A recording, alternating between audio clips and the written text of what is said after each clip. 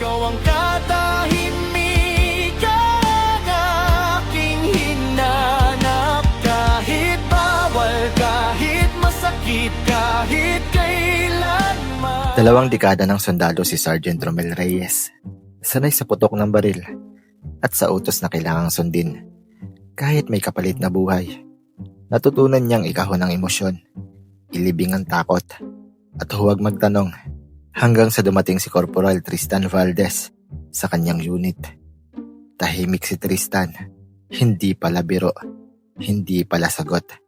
Pero sa bawat operasyon, maaasahan, sa bawat bantay sa gabi, gising, sa bawat utos, malinaw ang kilos.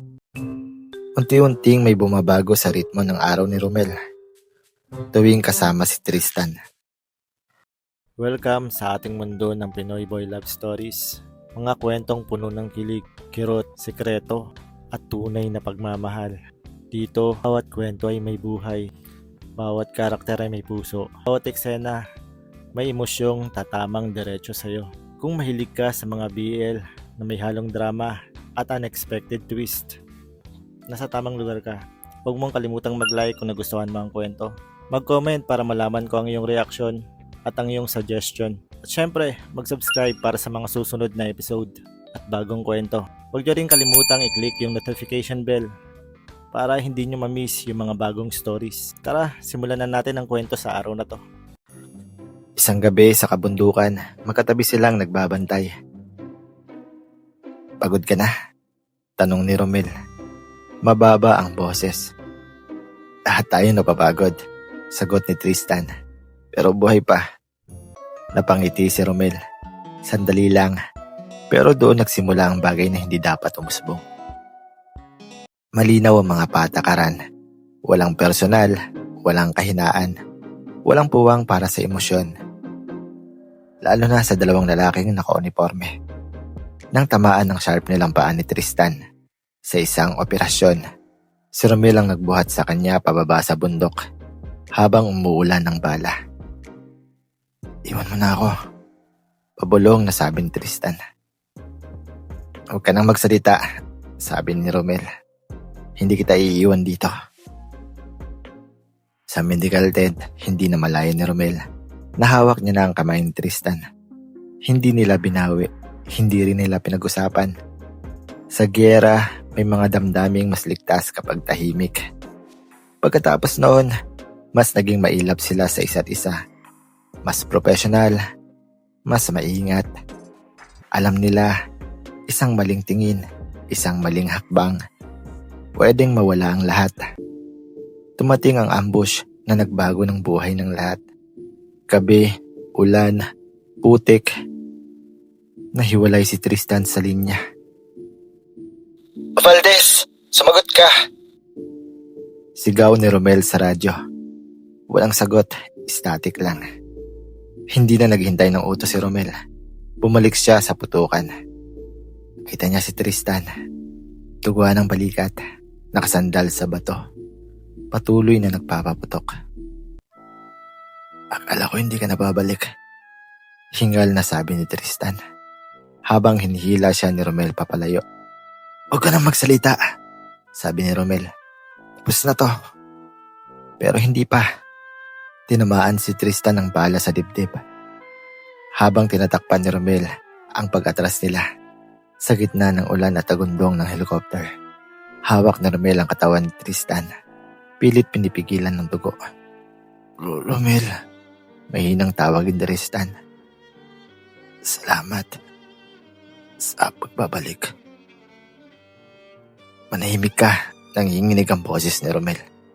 Hindi ka pwedeng mawala. Ngumiti si Tristan, payapa, parang tanggap na. Kung may susunod na buhay, sana masimple. Iyon ang huling beses na nagsalita siya. Natapos ang deployment, umuwi ang unit. May mga medalya, may mga seremonya, may mga talumpati tungkol sa kabayanihan. Pero para kay Romel, tahimik ang lahat. Parang nakatira pa rin siya sa gabing iyon. Sa ulan, sa putik, sa dugong hindi mapigil. 1 taon ang lumipas, Hindi na siya ang sundalong nakilala ng mga kasama. Tumigil ang pagiging maingay sa mess hall. Tumigil ang pagtawa sa mga biro. Naging bantay sa gabi. Tahimik, tulad ng dati niyang kasama. Dumating ang alok na promosyon. Tumanggi siya. Ikaw na ang pinakamahusay na pinunong nakasama ko, sabi ni Kapitana Morales. May kinabukasan ka dito. Naubos na ang kinabukasan ko sa bundok, ma'am. Sagot niya. Unang beses nabanggitin ang pangyayari sa nakakataas. Kasama ni Valdez. Tumango ang kapitana. May pangunawa sa mga mata. Iniwan ni Romel ang serbisyo ng walang fanfare. Simple lang ang retirement. Kaunting handshake. Isang maliit na kahon ng mga gamit. Ang uniformeng may butas ng bala sa balikat.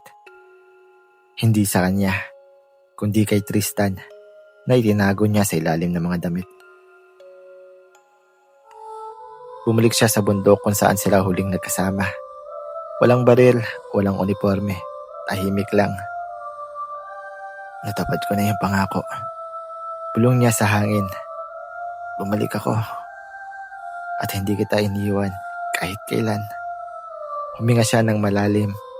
Sa unang pagkakataon, hinayaan niyang maramdaman ang lahat ng sakit, ang lungkot, at ang pagmamahal na hindi kailanman naging mali. Kahit sa mundo nilang lahat ay bawal. Hindi siya umiyak noong libing, hindi siya umiyak noong bibigay ang medalya. Pero sa dakong iyon, sa dakong walang nakakakita, bumuhos ang lahat. Pagkaraan ng ilang buwan, nagtrabaho si Romel bilang guro sa ROTC, sa isang maliit na kolehiyo. Madalas niyang dalhin ang mga estudyante sa firing range, pero hindi siya humahawak ng baril. Nagtuturo na lang siya sa mga respeto ng armas at sa buhay na maaaring mawala sa bawat pagpipitik. Isang araw may estudyanteng lumapit sa kanya pagkatapos ng klase. Sir, totoo bang nasaksak niyo ang isang kalaban para iligtas ang kasamahan niyo? Napailing si Romel. Saan mo naman narinig yan? Nabasa ko po sir sa old news article about sa heroism ni Sergeant Reyes at Corporal Valdez.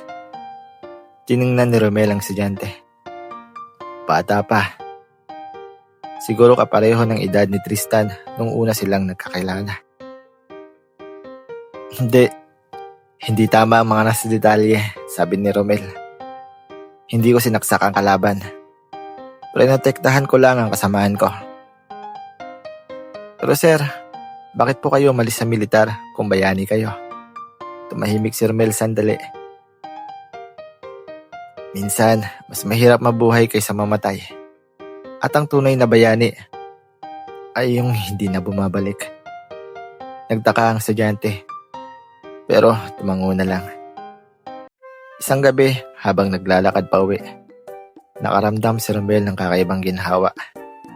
Parang may mga kapayapaang dumating na hindi niya nararamdaman sa mahabang panahon. Duman siya sa tulay, tumigil at tiningnan ng ilog sa ibaba. Tristan, bulong niya.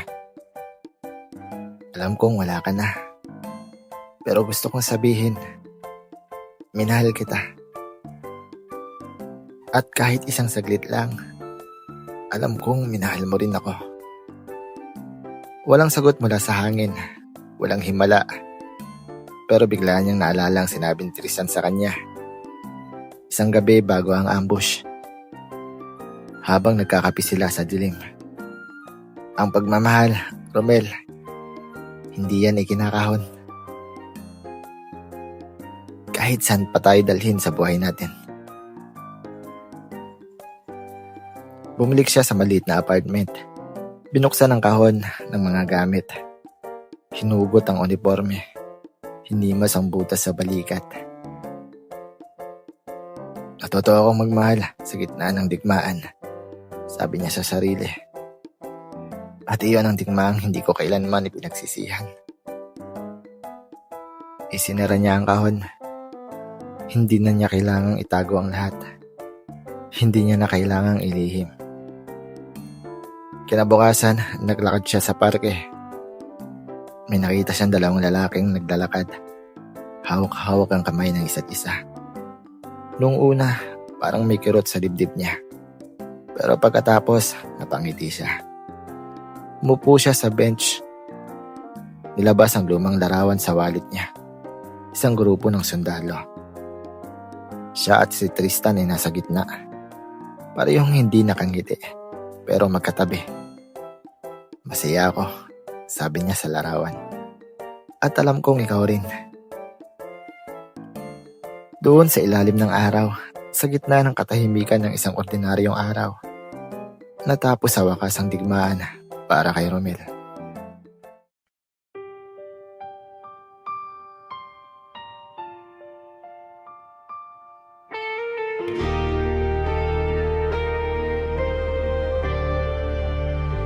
Sa dilim ng gabi, barilang kausap.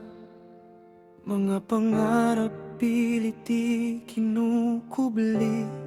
Sa sugat sa bawat utos, may takot na tahimik. Pero sa tingin mo, doon ako naging buo.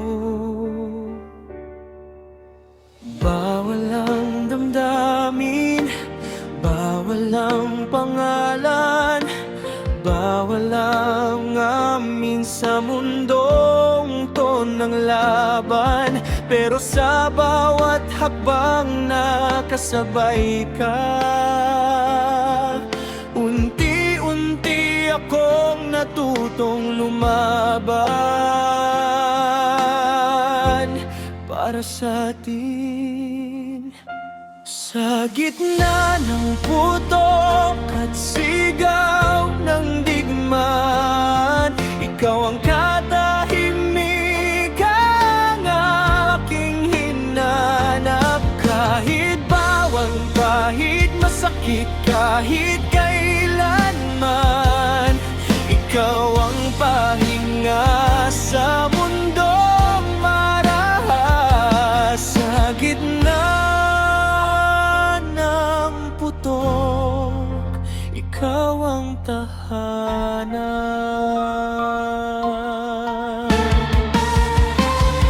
Dugo sa kamay, ulan sa lupa.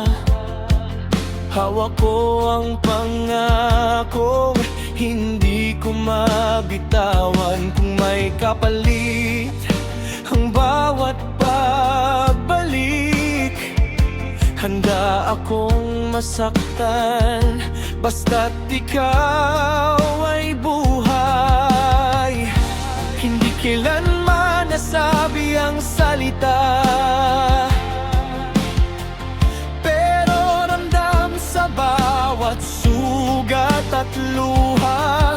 Kung may susunod mang buhay ang tadhana, hihilingin kong sa'yo pa rin mapunta.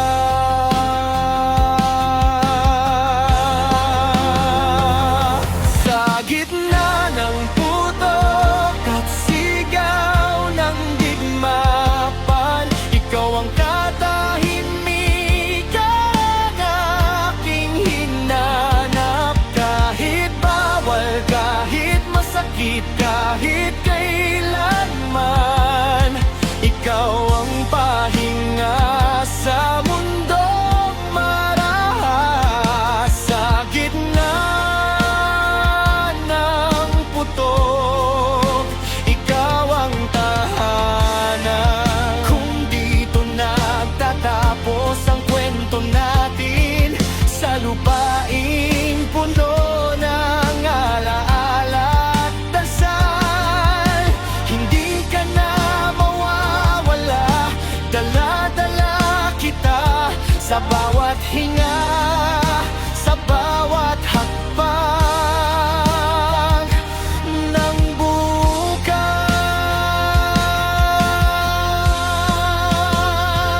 Sa gitna ng putok at katahimikan, pangalan mo ang aking panalangin. Hindi man tayo pinayagan ng mundo, pinili pa rin kitang mahalin. Sa gitna ng buto, ikaw ang dahilan kung bakit ako nabuhay.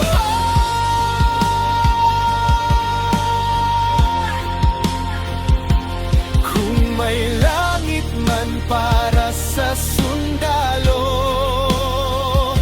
doon kita hihintayin. Walang baril, walang digmaan, tayo lang sa wakas, malaya na rin.